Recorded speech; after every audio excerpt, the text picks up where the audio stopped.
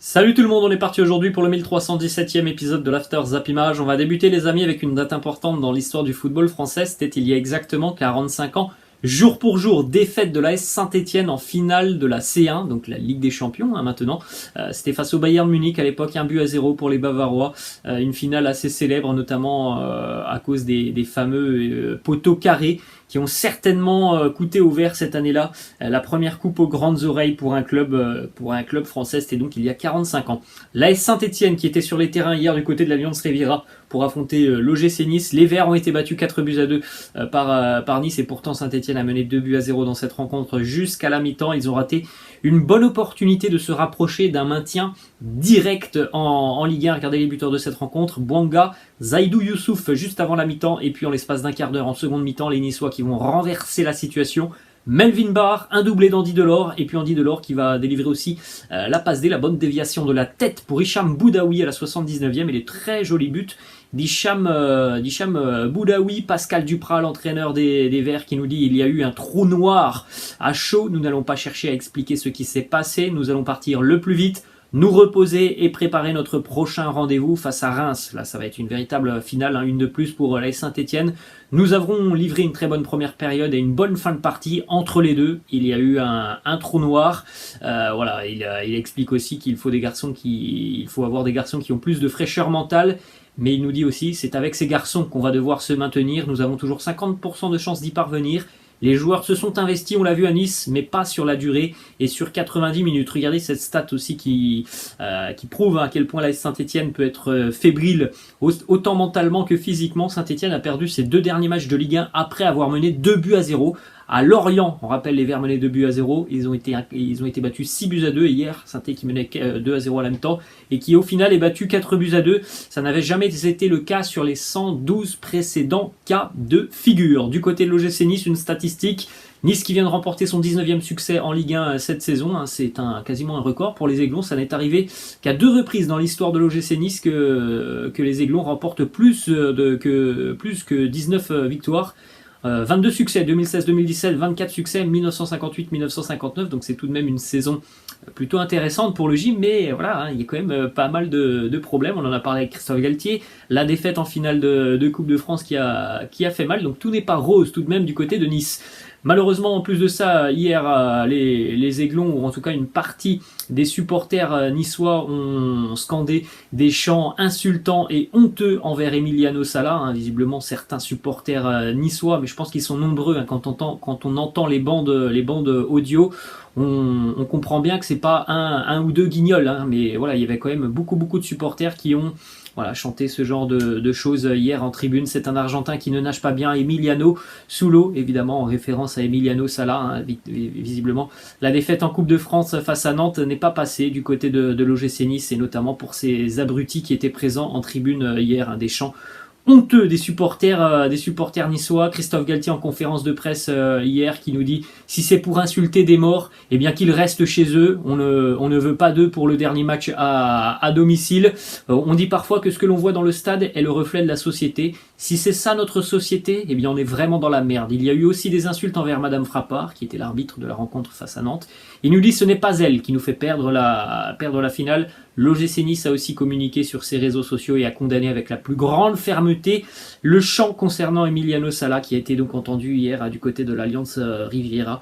Qu'est-ce que vous voulez qu'on vous dise, les amis? Il y a des abrutis partout, et on a pu le voir hier. Il y en a aussi pas mal du côté de Nice. On jette un coup d'œil, les amis, au programme de la fin de saison pour les équipes engagées dans la course à l'Europe.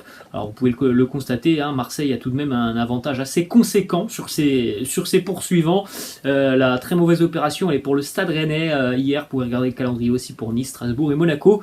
Le Stade Rennais hier qui a été battu du côté de Nantes, les Nantais sur leur nuage qui s'impose 2-1 hier face à Rennes, alors que pourtant ce sont les Bretons, les Bretons, c'était un derby breton, mais c'est le Stade Rennais qui a ouvert le score grâce à Flavien Tay à la 31e avant l'égalisation de Koulibaly, 44e, et le but de Nicolas Palois, 70e minute. Regardez les stats de cette rencontre. Difficile pour le Stade Rennais qui, franchement, là, a pris une grande claque hier dans la course à la Ligue des Champions. 70% de possession pour Rennes, 17 tirs à 9, 5 tirs cadrés à 3. Des Rennais qui hier ont joué par séquence et franchement il y avait la place de faire mieux du côté de Nantes hier. En plus de ça, Antoine Combaré avait tout de même un petit peu fait tourner le groupe. Il y avait des joueurs qui physiquement étaient peut-être un peu émoussés et c'est vraiment dommage. C'est un gros coup d'arrêt dans la fin de saison des Rennais. Nantes n'avait plus gagné après avoir encaissé le premier but contre Rennes en Ligue 1 depuis le 5 mai 1999. La déclaration de Bruno Genesio qui nous dit il faut surtout rester soudés. Rien n'est terminé dans la course à la Ligue des Champions. On gagne ensemble, on perd ensemble. Je me mets dedans. Je ne suis pas à l'écart du groupe. Je suis autant responsable que de cette prestation. Ce match résume un peu les difficultés que l'on a eues dans cette saison. On crée beaucoup de déséquilibre. On rentre beaucoup dans la surface, mais on est beaucoup trop fragile dans l'aspect défensif. On manque beaucoup trop d'impact et d'agressivité. Ça, c'est vrai que les Rennais hier ont perdu énormément de duels. On avait fait ce qu'il fallait pour ouvrir le score sur une belle action. On n'a pas le droit d'encaisser ce but juste avant la mi-temps sur ce genre de situation. Quand on menait 1-0 à l'extérieur, on doit être capable de faire le dos rond dans les temps faibles. On a été dominé dans l'envie et l'enthousiasme par rapport à Nantes aussi en seconde mi-temps. On continue les amis du côté de l'Olympique Lyonnais. Jean-Michel Aulas qui nous dit on va revenir à nos basiques en privilégiant l'ADN OL. Donc on essaye de lire un petit peu à travers les lignes. Donc du côté de l'Olympique Lyonnais, je pense qu'on va s'appuyer encore plus sur la formation lyonnaise et on va peut-être aussi essayer de rapatrier certains joueurs, comme par exemple Alexandre Lacazette. Jean-Michel Aulas s'est exprimé hier, il nous dit s'il faut faire des compromis pour l'avoir, on le fera. Alors après les amis, il faut savoir qu'Alexandre Lacazette, il est possible qu'il quitte Arsenal, mais il a longtemps dit, depuis des mois et des mois, qu'il veut jouer une Coupe d'Europe. Je suis pas sûr que du côté de Lyon, il aura l'opportunité de jouer une Coupe d'Europe l'année prochaine. Autre information, ça c'est tout de même une très bonne nouvelle pour l'OL. Maxence Cacré a prolongé son contrat hier avec les Gaunes jusqu'en 2026. C'est tout de même un élément moteur de cet effectif lyonnais. D'ailleurs, vous l'avez vu, depuis quelques mois, ça fait peut-être 2 mois qu'il est blessé, Maxence Cacré. On voit parfois une équipe lyonnaise vraiment très peu solide.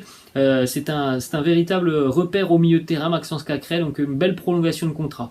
On est toujours du côté de la France, cette fois-ci on va à Lille avec cette information qui concerne le LOSC et qui vise David Bettoni, le célèbre adjoint de Zinedine Zidane pour remplacer Jocelyn Gourvenec. Des négociations sont sur le point de démarrer. Du côté du Paris Saint-Germain, déclaration de Xavi Simons qui nous dit « Si je suis épanoui cette saison, eh bien je me sens très heureux ici à Paris, je me sens chez moi. Depuis 2 ans, mon objectif, c'était de signer pro. Et maintenant, ça devient une réalité, ça va continuer. Je l'espère, on verra. » Xavi Simons qui lui s'inscrit dans la durée côté parisien, contrairement par exemple à Edouard Michout qui veut aller voir ailleurs et c'est un choix aussi qui est compréhensible.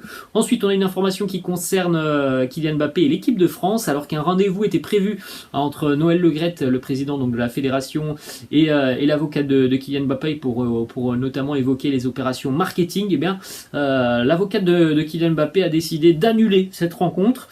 Les relations entre les deux parties se tendent. Autre information côté Paris Saint-Germain, Marquinhos et Neymar sont convoqués avec le Brésil pour affronter notamment la Corée du Sud au début du mois de juin, le Japon, et puis pour un dernier match aussi, ça sera le 11 juin, avant donc les vacances, face à une sélection qui sera à définir, puisque oui les amis, on aura donc la fin de saison avec notamment la finale de la Ligue des Champions. Mais directement, les joueurs vont aussi enchaîner avec les sélections nationales. Une petite information du côté du championnat du national, c'est désormais officiel, le Red Star 93 passe sous pavillon américain. Le club de l'Étoile Rouge est désormais détenu à 100% par 777 partenaires, c'est le nom du groupe qui détient donc le Red Star évidemment. Ça a déclenché la furia des supporters de l'Étoile Rouge, ça avait été déjà le cas depuis quelques semaines, maintenant c'est officiel, donc il risque d'y avoir beaucoup de contestations au stade Bauer. On se dirige du côté de l'Espagne les amis avec les résultats de la veille. Le Deportivo Alavés qui s'impose 2-1 face à l'Espagnol. Alavés qui peut toujours croire en son maintien mais ça sera compliqué. Osasuna Retafe 1-1, le bon point pris par Mallorca qui lutte aussi pour son maintien 0-0 du côté de Séville. L'Atlético s'impose 2-0 du côté d'Elche. Mateusz Cunha 28e, Rodrigo de Paul 62e. Le but de Mateusz Cunha qui intervient après une belle séquence collective de 14 passes côté Atlético Madrid. C'est tout simplement la plus longue séquence de passes avant un but pour l'Atlético cette saison en Liga. Alors c'est pas énorme, hein, 14 passes, mais en tout cas c'est tout de même la plus longue séquence de l'Atlético cette saison en Liga avant un but. Bravo à Diego Simeone qui donc enchaîne une 10e qualification consécutive en Champions League à la tête de l'Atlético Madrid. Il a dirigé aussi hier son 400e match à la tête de l'Atlético en Liga, et le 10 sur 10 pour lui, hein, depuis qu'il est arrivé. Il a toujours qualifié l'Atlético en Ligue des Champions. Sur ses 400 matchs, les statistiques sont tout de même impressionnantes, hein, pour Diego Simeone. Il n'a perdu que 63 matchs de Liga sur ses 400 matchs en 10 ans à la tête du club. Il a tout de même apporté une dynamique assez folle du côté de l'Atlético depuis une dizaine d'années. Carlo Ancelotti qui nous dit du côté du Real Madrid, le Real affronte Levante ce soir. Nous devrons bien jouer demain, nous voulons garder notre rythme et gagner. Regardez un petit peu le groupe madrilène pour la réception de Levante avec quelques absents. On dénombre 8 absents côté madrilène: David Alaba, Marcelo Carvajal, Isco, Asensio, Bale, Dani Ceballos et Eden Hazard. Petite information qui concerne Karim Benzema qui est en pourparlers avancé avec le Real Madrid en ce qui concerne sa prolongation de contrat jusqu'en 2024. Du côté de Barcelone, le Barça qui résilie officiellement le contrat du jeune Caïs Ruiz, donc il peut s'engager où bon lui semble, le jeune Caïs Ruiz. Il a notamment la cote en Ligue 1. Gérard Romero, célèbre journaliste catalan, qui annonce que Dani Alves va vraisemblablement quitter le Barça cet été. Il ne sera pas prolongé. Direction cette fois-ci l'Angleterre, les amis. Manchester City, incroyable hier, les Citizens du côté de Wolverhampton.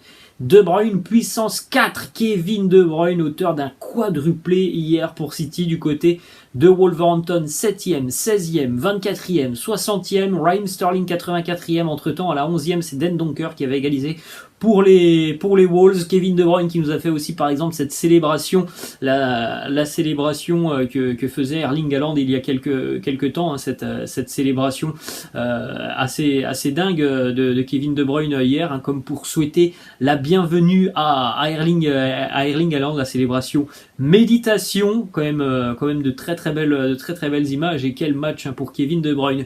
Jürgen Klopp, l'entraîneur de Liverpool, s'est exprimé d'ailleurs sur l'arrivée d'Haaland du côté de City. Il nous dit: City n'a jamais été et ne sera jamais une équipe qui gagne grâce à un seul joueur. Je pense qu'Erling va se rendre compte qu'il va marquer beaucoup de buts au deuxième poteau où il aura juste à mettre son pied dessus. Et il va adorer ça. C'est tout ce que l'on souhaite à Erling Haaland. Regardez la série de Kevin De Bruyne en Première Ligue, décisif sur les 6 derniers matchs avec notamment 4 passes D et puis donc 4 buts hier face aux Wolves, plus le but face à Burnley et le but aussi face à Liverpool. Il est impliqué sur 200 buts avec Manchester City. Kevin De Bruyne, 84 buts, 116 passes décisives. Manchester City qui est devenu aussi hier le premier club en première division anglaise à remporter 5 matchs de championnat consécutifs avec au moins 3 buts d'écart.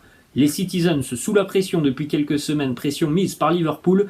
Regardez à quel point ils sont encore dans la course et à quel point aussi ils sont en focus, hein, sur leur match. Ils s'imposent très très largement. Ils ne laissent quasiment pas espérer leur adversaire. 5 matchs consécutifs où City s'impose par au moins 3 buts d'écart. Hein. Vous avez donc la rétrospective: 5-1 face aux Wolves, 5-0 face à Newcastle, 4-0 face à Leeds, 5-1 face à Watford, 3-0 face à Brighton.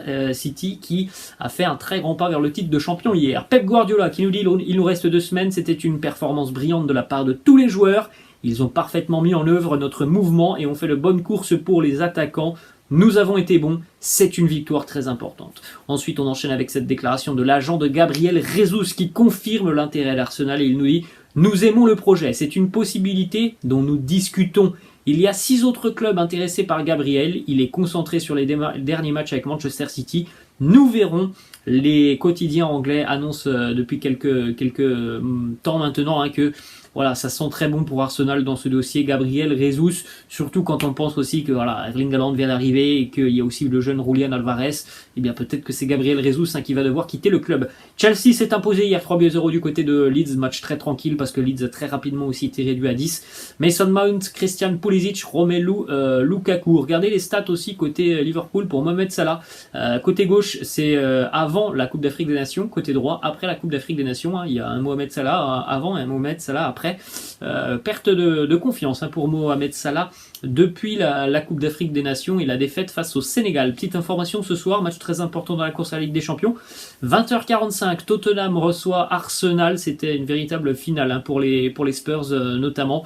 Regardez le classement, Arsenal a 4 points d'avance sur Tottenham, donc les Spurs doivent obligatoirement s'imposer ce soir sous peine donc de dire adieu à une qualif en Champions League. Direction l'Italie les amis, ça sera une saison sans trophée pour la Juventus cette année. 4e de Serie A, défait en Supercoupe d'Italie, défait aussi en Coupe d'Italie hier, défaite aussi en Ligue des Champions face à Villarreal. C'est une saison à oublier pour les Turinois. Giorgio Chiellini a annoncé aussi hier qu'il allait quitter le club après 17 ans passés à la Juventus. Il va quitter le club en fin de saison. La Juve battue 4-2 hier par l'Inter après prolongation. Nicolo Barella, Morata, Vlahovic, Çalhanoğlu qui égalise à la 80e et qui envoie donc l'Inter en prolongation. Perisic, auteur d'un doublé en l'espace de 3 minutes en prolongation. Les Interistes qui remportent une nouvelle fois la Coupe d'Italie après le titre de champion l'année dernière. On va continuer les amis avec quelques informations un petit peu partout en Europe. Alors premièrement, on va du côté de l'Allemagne. Julian Nagelsmann, entraîneur du Bayern, qui nous parle de Corentin Tolisso, il nous dit: j'apprécie beaucoup Coco, il a une incroyable mentalité de gagnant et apporte un bon état d'esprit à l'entraînement. Ses blessures sont évidemment très compliquées pour lui. J'ai une excellente relation avec lui. Donc voilà, il a tout de même, Corentin Tolisso, un soutien de poids dans le vestiaire, parce qu'on sait depuis quelques mois qu'il y a beaucoup de rumeurs qui font état d'un départ de Tolisso cet été. Bon, on a tout de même un entraîneur qui le soutient et qui visiblement apprécie beaucoup aussi son profil. Petite information en Écosse, le Celtic est champion d'Écosse.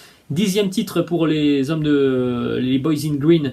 10e titre sur les 11 dernières années pour les joueurs du Celtic qui ont été prendre le point qu'il fallait hier du côté de Dundee. En ce qui concerne le Eredivisie, les Pays-Bas, Noussair Mazraoui portera les couleurs du Bayern Munich la saison prochaine. Le contrat est signé. La visite médicale est passée. C'est Fabrizio Romano qui nous annonce tout ça hier. L'Ajax qui a remporté le trophée hier. Et le titre de champion des Pays-Bas, regardez un petit peu, le 36e titre de champion des Pays-Bas pour l'Ajax, avec tous les joueurs qui portent notamment Erik ten Hag. C'était évidemment le dernier trophée pour Erik ten Hag avant de rejoindre Manchester United. Le remplaçant d'ailleurs d'Erik ten Hag, il est connu, ça sera Alfred Schröder qui officiait, il a officié sur le banc aussi du Barça très, très récemment. Grosse saison pour Sébastien Haller, 40 matchs, 34 buts avec l'Ajax. L'Ajax s'est imposé hier 5-0 face à Heerenveen. On poursuit les amis du côté de la Jupiler Pro League en Belgique. Le club Bruges s'impose 1-0 hier face à l'Union Saint-Gilloise. Maurice qui marque contre son camp à la 65e. Le match s'est terminé à 10-10. Expulsion de Machida, le japonais de l'Union. À l'heure de jeu, Buchanan côté Bruges expulsé en toute fin de rencontre. Le club Bruges qui fait un grand pas vers le titre de champion de Belgique en s'imposant hier face à l'Union. Ils avaient déjà été gagné le match aller du côté de Saint-Gilles il y a 3 jours. Donc le club Bruges qui se rapproche de son 3e titre consécutif de champion de Belgique en cas de victoire ce week-end face à Anvers. Le club Bruges sera champion de Belgique après des playoffs qui sont pour le moment exceptionnels pour Bruges qui n'a encaissé aucun but sur ces playoffs. L'Union qui a beaucoup plus de difficultés sur les playoffs, mais la saison des hommes de Saint-Gilles reste tout de même exceptionnelle puisqu'on rappelle que l'Union Saint-Gilloise est promue. Et on termine les amis avec cette belle image, vous l'avez juste à côté de moi, là c'est le maillot de l'Atlético Mineiro qui avait été designé par un fan l'année dernière. Et bien l'opération a été renouvelée cette saison et voilà le nouveau maillot tout noir avec un design aussi magnifique. Voilà les amis, la fin de cette After Zap Image, j'espère que ça vous a plu. N'hésitez pas comme d'habitude à lâcher un petit pouce bleu, n'hésitez pas non plus à vous abonner à la chaîne. Moi je vous laisse, je vous dis à la prochaine, ciao.